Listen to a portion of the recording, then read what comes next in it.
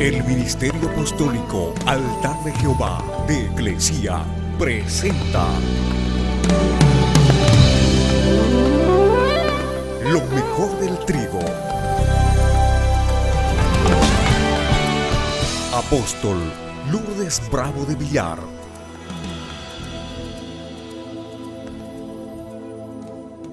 Transformados por la palabra. Vamos al libro de Habacuc, capítulo 2, del verso 1 adelante. Estaré en mi puesto de guardia y sobre la fortaleza me pondré. Dios le está hablando a los centinelas. Velaré para ver lo que Él me dice. ¿Y qué he de responder cuando sea reprendido? Entonces el Señor me respondió y dijo: escribe la visión y grábala en tablas para que corra el que la lea, porque es aún visión para el tiempo señalado. Esta visión se apresura hacia el fin y no defraudará, aunque tarde. Espérala, porque ciertamente vendrá, no tardará.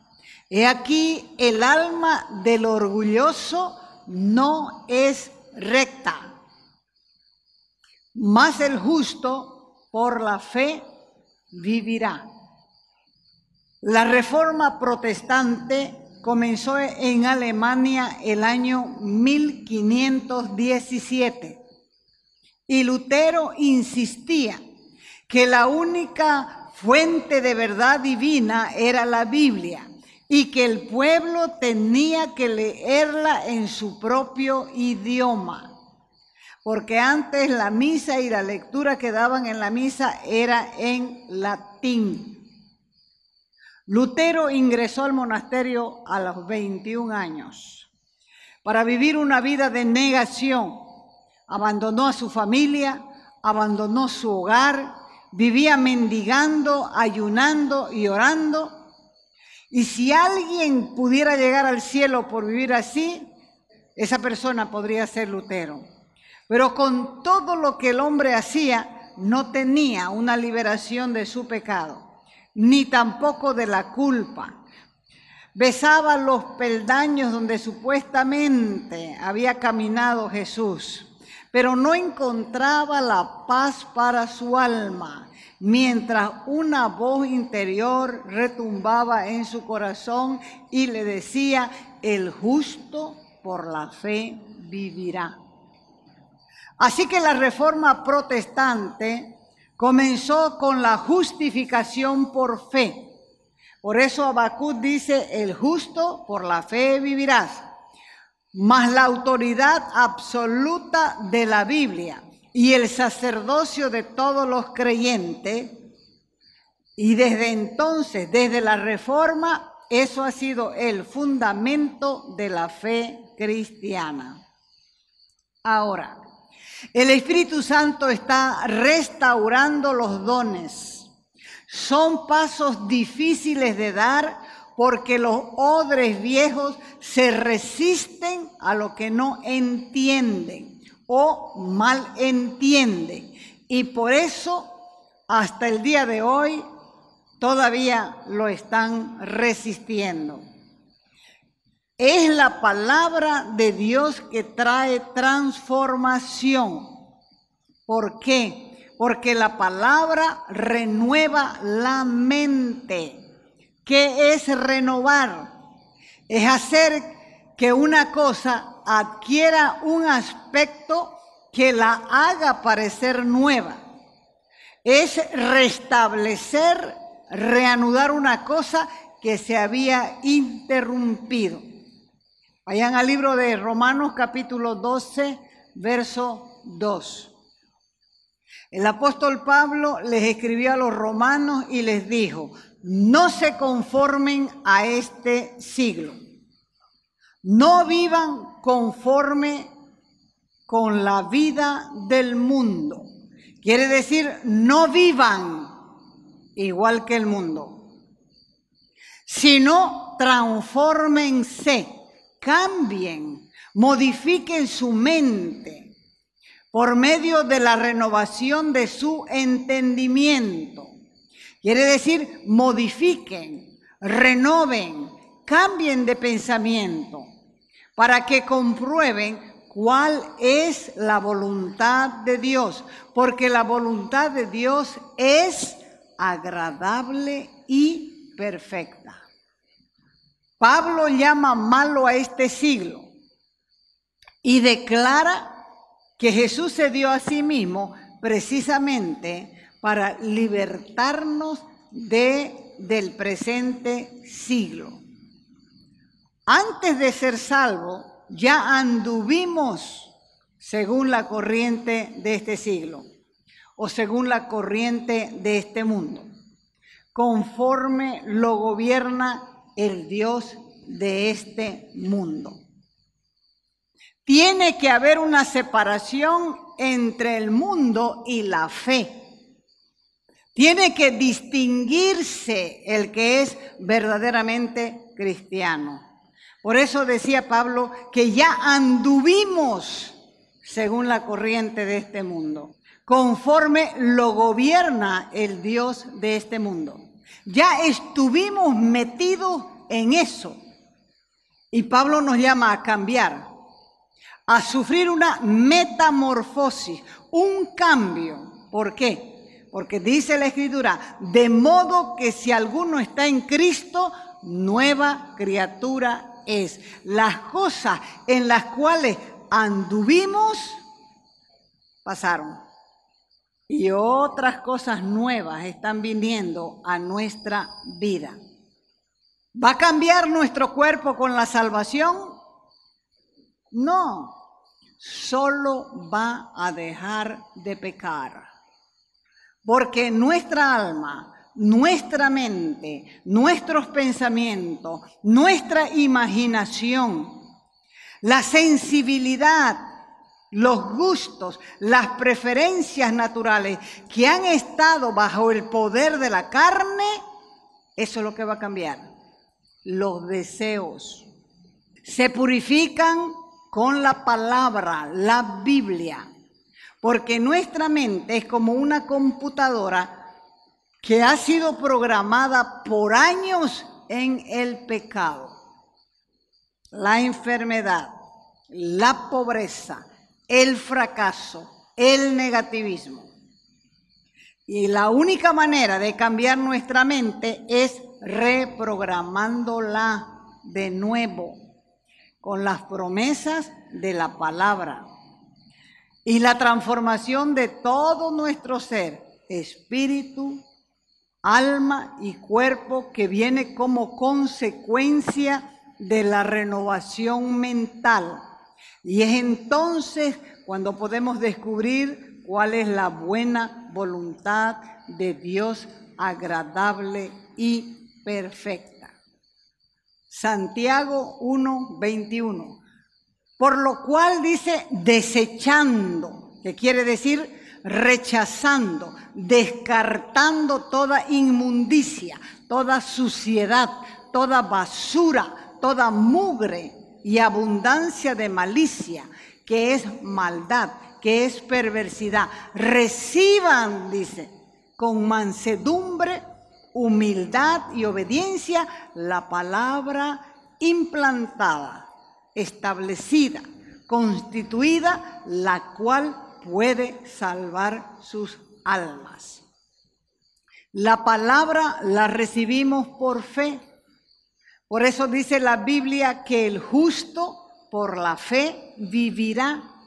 Y también dice que a cada creyente Dios le dio una medida de fe. Esta fe puede crecer escuchando la palabra o leyendo la palabra para agradar a Dios. ¿Sabe por qué tiene que agradar a Dios? Porque sin fe, dice, es imposible agradar a Dios. Y la fe crece con la palabra. Lo más importante para Dios, ¿qué será entonces? Lo más importante para Dios es que le creamos lo que Él afirma. Y para creerle necesitamos fe. Fe es confiar en Él. Eva fracasó en el Edén porque puso en duda la palabra de Dios. Por eso es que Dios bendice y alaba la fe. Hay una lectura ahí en Lucas capítulo 7, del verso 2 adelante. Dice, el siervo de cierto centurión era una persona que mandaba una centuria. Una centuria eran 100 personas. Así que el siervo de cierto centurión, a quien este hombre apreciaba, estimaba, valoraba mucho, estaba enfermo, dice la Escritura, y a punto de morir. Al oír hablar de Jesús, el centurión envió a unos ancianos de los judíos pidiéndole que vayan a buscar a Jesús para que viniera y salvara a su siervo que estaba a punto de morir. Cuando estos ancianos llegaron ante Jesús, le rogaron, le insistieron y le decían, es digno que le concedas lo que está pidiendo, porque Él ama a nuestro pueblo y además, aún siendo romano, nos edificó una sinagoga. Así que Jesús se fue con ellos, pero cuando ya no estaba lejos de la casa, el centurión envió a unos amigos diciéndole, Señor, no te molestes más, porque yo no soy digno de que entres bajo mi techo. Por eso ni siquiera me consideré digno, le dijo, de ir a buscarte. Solamente te pido que digas la palabra, ordenes la palabra, y mi siervo será sanado. Pues yo también soy hombre puesto bajo autoridad y tengo soldados bajo mis órdenes. Y cuando le digo a uno, haz esto, lo hace. O le digo a otro, vení, viene. Y al oír esta, el Señor Jesús se maravilló y les dijo a la multitud que lo seguía, les digo que ni aún en Israel he hallado una fe tan grande. Y cuando los que habían sido enviados regresaron a la casa, encontraron sano al siervo. Pero fíjese una cosa, que aunque Jesús alabó la fe de este hombre, el centurión, no recibió nada. Su criado sí, el criado recibió sanidad, pero el centurión no. ¿Por qué? Porque cuando ya Jesús iba a su casa, Él le mandó un recado diciéndole que no entre. Este hombre pudo agradar a Dios porque tenía fe, pero sin embargo, Él no lo dejó entrar en su casa. Muchos hoy hacen igual. Jesús quiere entrar en sus vidas, ellos creen, saben que Jesús es la verdad, pero no quieren que tome posesión de sus vidas. No quieren seguirlo todavía. Y dicen todavía, no, Señor, tengo que divertirme un poco. Los adolescentes dicen, no, Señor, déjame por lo menos que cumpla 15 años. Los solteros dicen, no, Señor, después de mi matrimonio. Y los adultos dicen, no, Señor, tengo que vivir mi vida todavía. Y los cristianos le dicen lo mismo. Dios quiere santificar su vida y le dice, no, Señor. ¿Por qué? Porque les gusta estar en los dos lados. Y eso no es cristianismo. Jairo era un principal en la sinagoga. Un principal en la sinagoga era una persona que controlaba la sinagoga, tenía que ver quién predique, tenía que abrir las puertas de la sinagoga, tenía que estar atento al servicio, y Jairo era una de esas personas, un hombre principal. Y dice que este hombre principal vino a Jesús y le rogaba, le decía: tengo mi hija enferma, está a punto de morir. Y él vino a Jesús porque creía que Jesús era el único que podía salvar a su hija. La hija tenía unos 12 años, estaba al borde de la muerte. Pero cuando Jesús iba a la casa de Jairo, había una muchedumbre que le apretaba.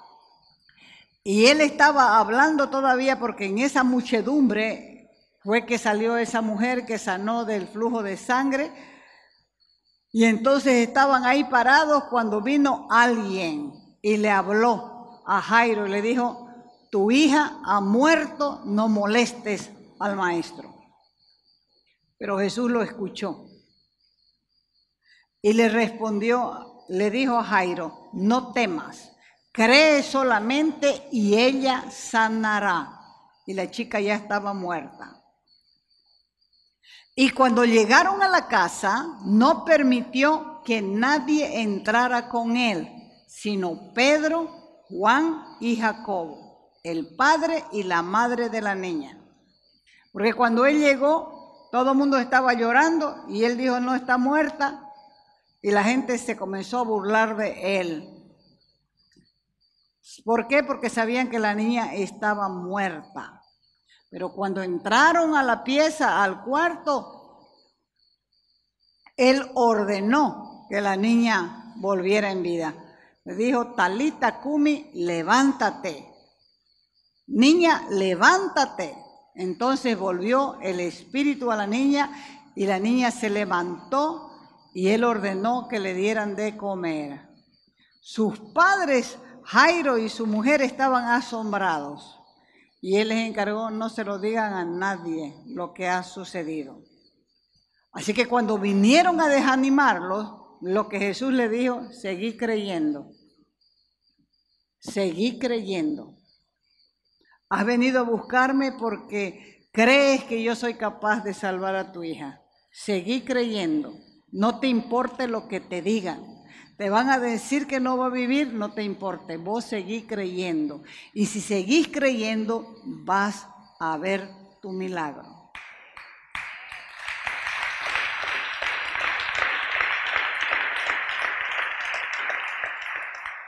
Por eso es que Dios nos manda que nosotros tenemos que leer la Escritura, porque la palabra trae victoria a nuestra vida, porque nos hace conscientes de nuestra herencia. Pablo, al despedirse de la iglesia de Mileto, les dijo: ahora, hermanos, los encomiendo a Dios. Ya yo no puedo hacer nada más por ustedes. Y como no puedo hacer nada más por ustedes porque les he enseñado de todo, así que los encomiendo a Dios y a la palabra de su gracia.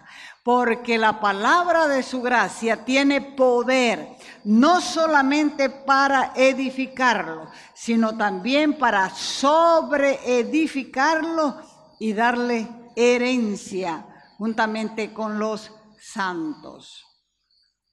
Entonces, nuestra herencia espiritual consiste en todas las promesas de la Biblia.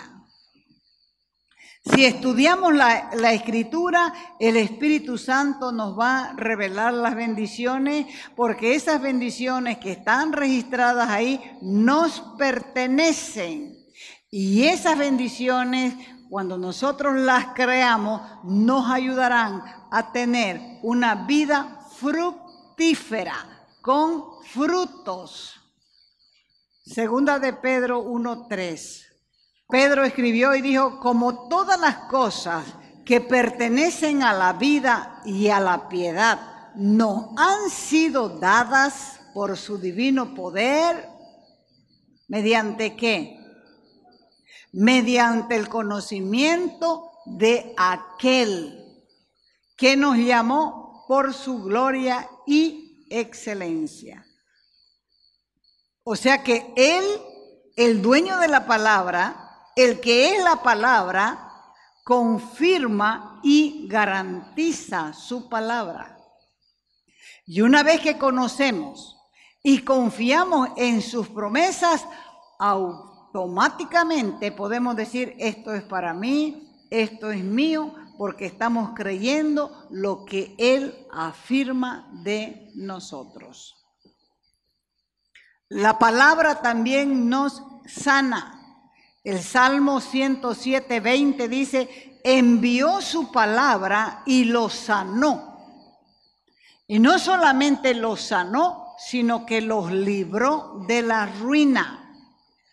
Como el poder creativo de Dios está en la palabra, cuando la palabra es enviada por el poder del Espíritu, puede corregir cualquier anormalidad en el funcionamiento de nuestro cuerpo físico. Por eso es que el centurión le decía, solamente di la palabra. Solamente di la palabra y mi criado sanará. Ordena. Las enfermedades son de esta vida y nos dan la oportunidad de experimentar la bondad de Dios. Fue con el pecado que entró la enfermedad y la muerte. Por eso es que la Escritura dice que la palabra vigoriza nuestros huesos. Y también dice que da fuerzas al que no tiene ninguna. Con la misma palabra vencemos al diablo. Por eso Jesús le dijo a Satanás, escrito está, no solo de pan vivirá el hombre, sino de toda palabra que sale de la boca de Dios. Cuando Jesús se enfrentó al diablo, Él no usó ningún recurso fuera de la palabra. Y esa misma palabra está al alcance de todo. Con ella lo vencemos. ¿Por qué? Porque está obligado a obedecerla. Esta es la victoria que ha vencido el mundo. Cuando tomamos la palabra de fe y la aplicamos al problema o a las circunstancias. Y todo espíritu demoníaco con la palabra tiene que huir. Porque está escrito, cualquiera que le diga a este monte, quítate y échate en el mar, está hablando del monte de problemas, y no dudar en su corazón, sino que creyere que será hecho lo que dice, lo que diga le será hecho. Entonces la misma palabra da éxito en todos los aspectos de la vida. Josué fue el líder que reemplazó a Moisés. Y Dios le dijo a Josué, nunca se apartará de tu boca este libro de la ley. ¿Qué le estaba diciendo? Esta ley la vas a declarar con tu boca. Esta ley la vas a proclamar de día y de noche. Vas a meditar en la palabra del libro de la ley. Vas a pensar en la palabra para que no solo la guardes, sino también para que hagas conforme a todo lo que está escrito. Y si haces lo que te estoy diciendo, no se aparta la ley de tu boca. Lees la palabra de día y de noche. Meditas en ella, en lo que está escrito. Entonces, si haces lo que te estoy diciendo, vas a hacer prosperar tu camino, vas a salir a flote y todo te saldrá bien. La fe tiene que estar cimentada, fundada, establecida en una persona, que su nombre es Jesucristo, Rey de Reyes y Señor de Señores. Es la única fe que transforma. Es la única fe que cambia. Es la única fe que hace las cosas nuevas. ¿Y dónde uno va a aprender? En la palabra. Nunca se aparte de tu boca este libro de la ley. Di la palabra, proclama la palabra, declara la palabra. Medita en ella de día, medita en ella de noche. Piensa en ella. Así vas a aprender a guardarla y vas a ser conforme a todo lo que está escrito. Y cuando hagas esto, va a prosperar tu camino. Y todo lo que hagas te va a salir bien. Pónganse de pie. Padre, yo he hallado muy difícil el leer tu palabra, pero me acabo de dar cuenta que es porque no te amo lo suficiente. Porque si te amara lo suficiente, meditara en tu palabra, porque Cristo y la palabra son uno. Yo quiero tener éxito en mi vida. Quiero disciplinarme, quiero meditar en tu palabra, pero no he sido lo suficientemente valiente para hacerlo. Pero me acabo de dar cuenta que aún la palabra puede sanar no solamente mi cuerpo, sino las heridas de mi alma. Puede enseñarme y aún convertirme en sabio. Por eso quiero que tu palabra me influencie todos los días de mi vida, para que yo pueda experimentar tu bondad, para que yo pueda experimentar una nueva pasión contigo. Por eso, Jesús, te pido perdón por haber sido negligente con la lectura de tu palabra. De aquí para adelante quiero ser diligente. Límpiame con tu sangre, que se convierta efectiva en esta hora. Quiero vivir de la palabra que sale de tu boca. Te doy gracias, Jesús, porque puedo experimentar y entender el sacrificio de la cruz, que fue tan perfecto para mí que yo no puedo desperdiciar mi tiempo. No puedo perder mi tiempo. Necesito reencontrarme contigo. Necesito ser enseñado por ti a tal punto que pueda inspirar a otros a hacer lo mismo. Y te doy gracias, Dios, porque estás sobre esto, enseñándome a cada momento, para que yo pueda vivir una vida libre, libre del pecado, libre de la condenación, libre de las acechanzas del maligno, y pueda tener una vida en la fe, en paz. Yo te bendigo, Dios. Te bendigo porque me amas. Te bendigo porque sigues tratando conmigo. Te bendigo porque me enseñas. Te bendigo porque me animas. Renueva mis fuerzas y dame la valentía de cumplir lo que te pido. Por la sangre de Jesús. Amén y amén.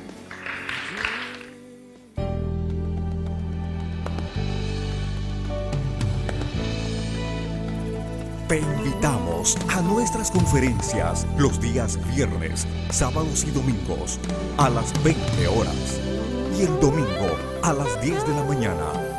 Calle Nicolás Suárez, esquina Félix Pinto.